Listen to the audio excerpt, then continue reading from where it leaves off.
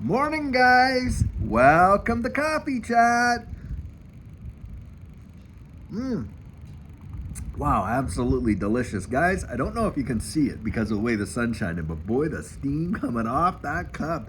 I'll tell you what, apparently, according to the news and the weather, Texas is due for another, maybe a massive cold snap for sure, but possibly another Stonemageddon. So guys, we're all hunkered down and we've done all our preps. Everything's all ready, got our wood cut, got this and that. And of course, Judy and I just not too long ago finished installing this solar, and we have actually been net producers pushing power back to the grid. So it's been quite amazing. So hopefully we're not going to get such a situation as they did a little while back there, but if we do, hopefully we're ready for it. And I'll tell you what, now guys, something that the world is not ready for. Now you got the Bank of International Settlements and all these other, the International Monetary Fund and things like that, and they're out there warning other countries that are carrying some massive debt. Apparently in 2023, nations around the world were paying something like 443 billion,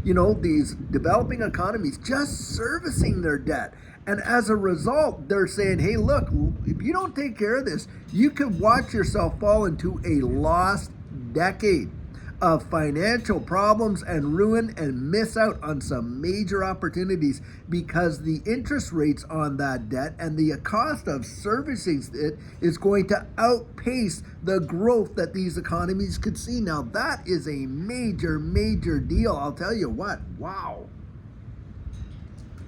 Now, if you think of that from a country point of view, like on a global level, just imagine what that's like when you're dealing with the citizens, and we know that consumer debt is just at all-time highs, and most folks aren't even able at this point to service their credit card debt, and they've reached their limits. The limits have been reduced by a lot of these credit cards. And of course, it has become an absolute nightmare. And the level of consumer bankruptcies is absolutely on the rise. Now, guys, this kind of advice, when they're throwing that out, oh, well, hey, here are the big nations. You don't want a lost decade. Hey, do you want a lost decade in your own life? This is where, guys, get out of debt. If you can do it, pay it off. Get out as soon as you possibly can, because I think what's coming and the way they're going to transition us into this new digital economy, it's not going to be what I think a lot of people think. Now, I know there's a lot of people out there, they're going for this whole NESARA, GESARA kind of deal. And I've heard a lot about it, I'm sure you have too, where there's that whole debt forgiveness. Well, guys, there may be a debt forgiveness, but do you think it's going to be free? Absolutely no way. Now, do I believe in debt forgiveness in terms of like a Judeo-Christian ethic and biblically? Yes, the Bible had the year of Jubilee where all the debts were erased and you went back to zero and on and on and on. And of course, in our Western countries, that's where a lot of our insolvency and bankruptcy legislation comes from, is that ability to, hey, get a kickstart, start over, all that kind of stuff and everything like that. But of course, there's always a price tag to it. Now, in the Bible, think about this. Back when Joseph was there in Egypt and he was storing all that grain and there became a worldwide famine. So let's say, a financial collapse globally, right? At the time, if you were to classify it today. Now, what they did is they went out there and the first thing they did is they spent all their money buying their grain, didn't they? Then what did they do? Well, they sold all their cattle and their livestock. Then after that was gone, what else did they sell? Well, then they sold all their land until all that was gone. And in the end, guys, they were selling themselves. There was a price tag to get that food. There was a price tag to stay alive and survive. Don't think that if there is a NESARA, GESARA, or a debt forgiveness kind of deal, that there is not going to be some kind of trade-off price tag. Oh yeah, we'll forgive your debt, but you're going along with what's going on over here. And as a believer, that's where I'm like, no way do I want to be a part of that system. Do you? And so for me, I'm going out there and absolutely, we want to be absolutely debt free, stay debt free. You want to be debt free and not owing yourself to all of these credit cards and stuff like that. And putting yourself in a position where the ability for them to come after you in a liability ways is very, very limited. And that goes back to the whole control is better than ownership kind of deal, right? Because, hey, if you don't own anything, there's nothing that they can tag. You can homestead your property, you can put things in LLCs, you can do this, you can do that. You insulate yourself, and that's not trying to take advantage and rip off creditors and this and that and whatever. No, it's called wise financial stewardship.